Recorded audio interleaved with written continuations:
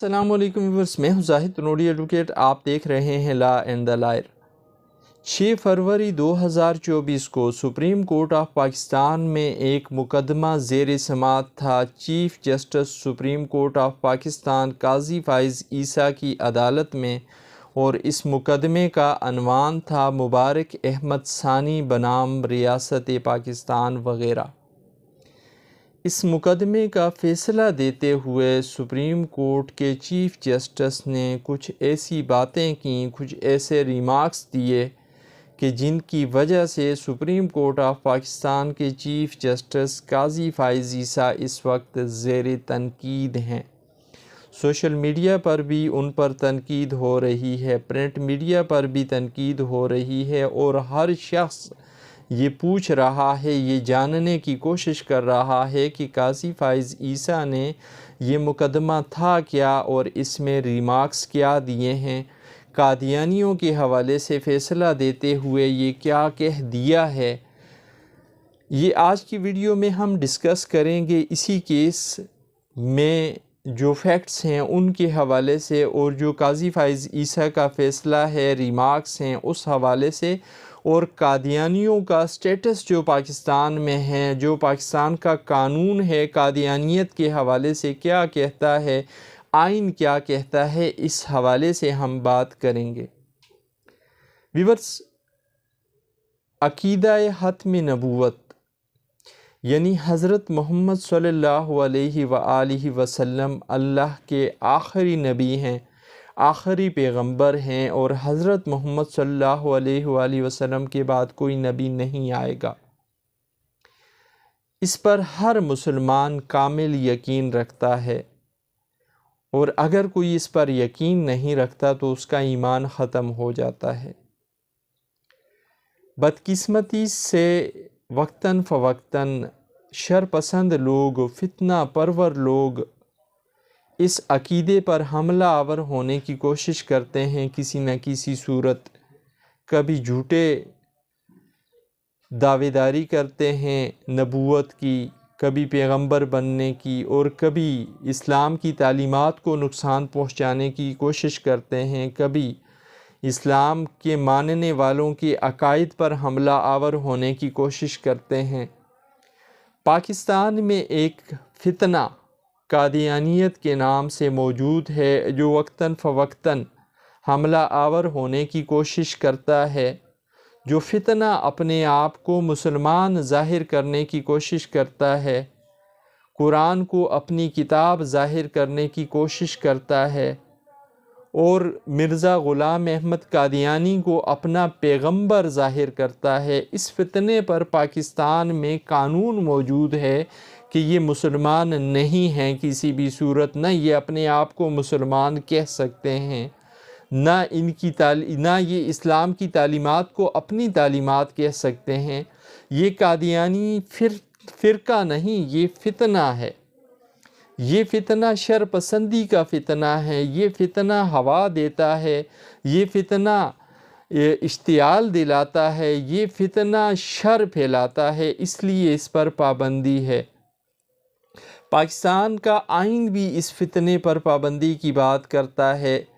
پاکستان کے آئین کا پہلا پارٹ پریمبل، آبجیکٹیو ریزولوشن یا قرارداد مقاصد جس کو کہا جاتا ہے، اس میں یہ کہا گیا ہے کہ پاکستان میں کوئی بھی قانون ایسا نہیں بنے گا، پاکستان میں کوئی بھی تعلیمی نظام ایسا رائج نہیں ہوگا جو قرآن سنت کے منافی ہو، جو شریعت کے احکامات کے منافی ہو۔ پاکستان کے آئین کے آرٹیکل 260 کی سب آرٹیکل 3 الف ب میں بھی یہ کہا گیا ہے کہ قادیانی مسلمان نہیں ہیں۔ تعزیرات پاکستان کی سیکشن 298 سی اور 295 بی میں بھی یہ کہا گیا ہے کہ قادیانی مسلمان نہیں ہے، نہ ہی قادیانی قرآن کریم کو، قرآن پاک کو اپنی کتاب کہہ سکتے ہیں، نہ کوئی اور ایسی بات کر سکتے ہیں، لیکن اس کے باوجود قادیانی اپنے فتنہ پرور ذہن کی وجہ سے، اپنے انتشاری ذہن کی وجہ سے، اپنی لائن ذہنیت کی وجہ سے فتنہ پھیلاتے رہتے ہیں، انتشار پھیلاتے رہتے ہیں، اور کوشش کرتے ہیں کہ اسلامی تعلیمات کو نقصان پہنچائیں، عقیدہ حتم نبوت کو نقصان پہنچائیں۔ اسی طرح کا ایک معاملہ ہوا 2019 میں۔ 2019 میں ایک پروگرام رکھا گیا ایک کالج میں، اور اس کالج میں پروگرام کے دوران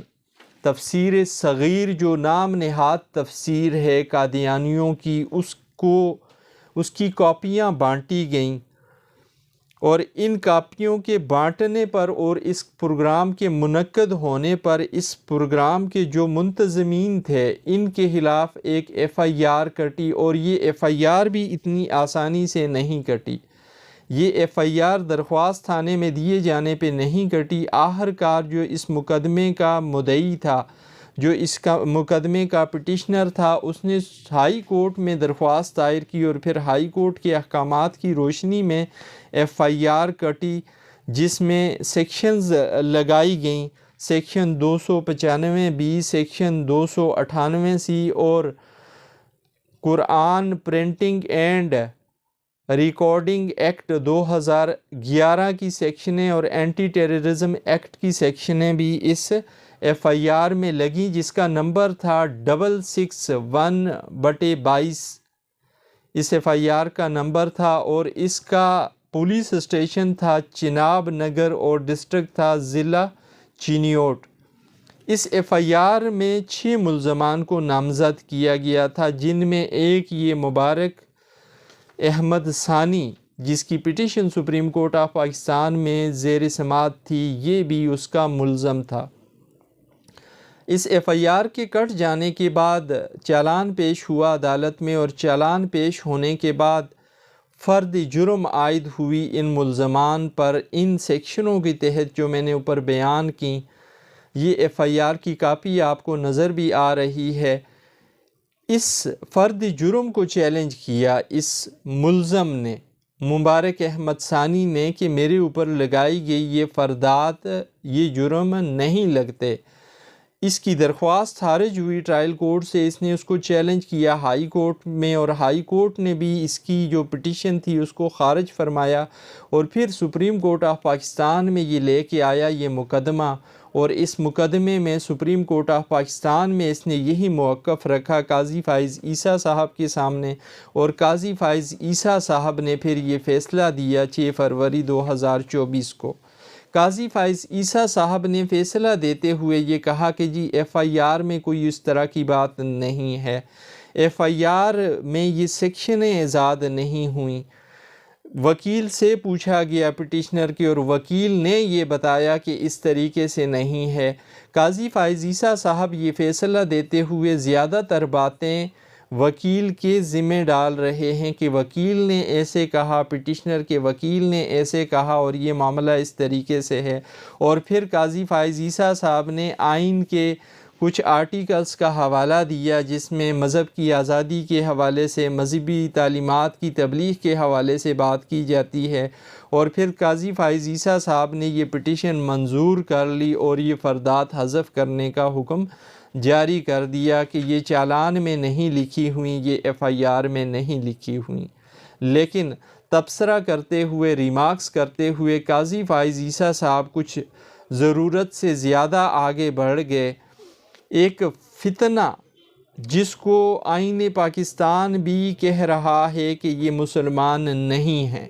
یہ شر پسند لوگ ہیں، یہ اسلام پہ حملہ آور ہوتے ہیں، عقیدہ حتم نبوت پہ حملہ آور ہوتے ہیں، یہ اسلام کو نقصان پہنچانے کی کوشش کر رہے ہیں۔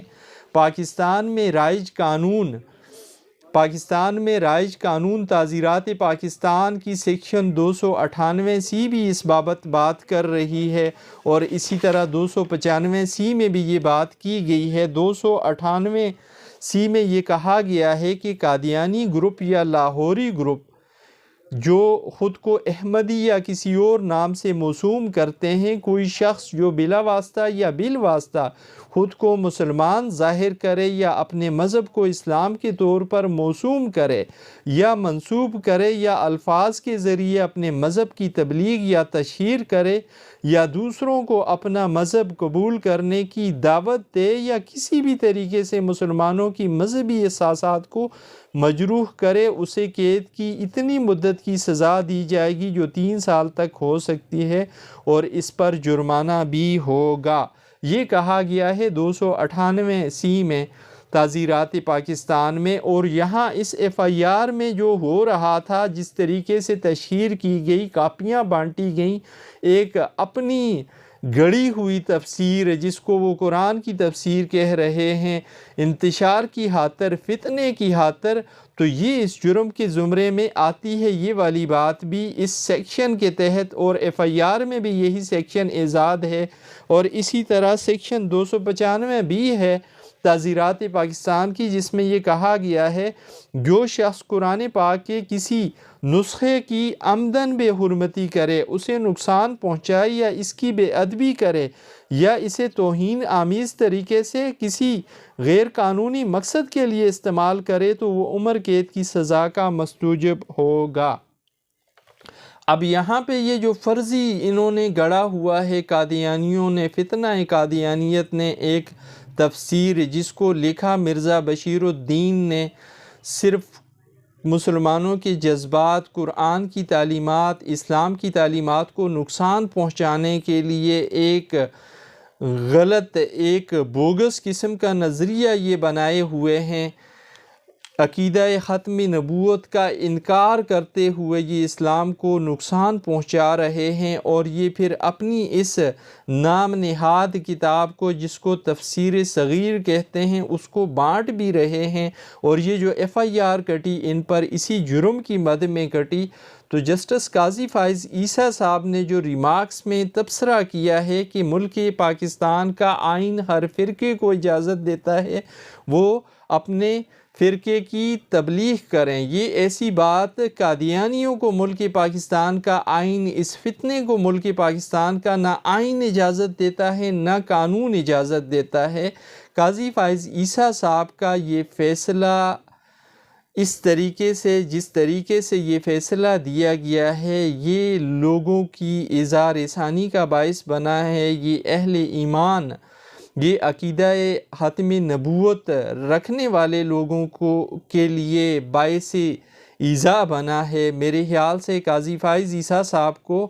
اپنی یہ غلطی تسلیم کر لینی چاہیے۔ میں ایک وکیل ہوں، ایک وکیل ہونے کے ناطے میں اس چیز کو، جو قانون ہے اس کی روشنی میں اور اس فیصلے کو پڑھ کر یہ بات کر رہا ہوں۔ یہ تھی آج کی ویڈیو جس میں ہم نے بات کی قاضی فائز عیسیٰ صاحب کی طرف سے دیے گئے فیصلے کے حوالے سے، اور قادیانیوں کی کیا قانونی حیثیت ہے پاکستان میں، اور قادیانیت کتنا بڑا جرم ہے پاکستان میں، آئین پاکستان کی روشنی میں بات کی۔ امید ہے یہ ویڈیو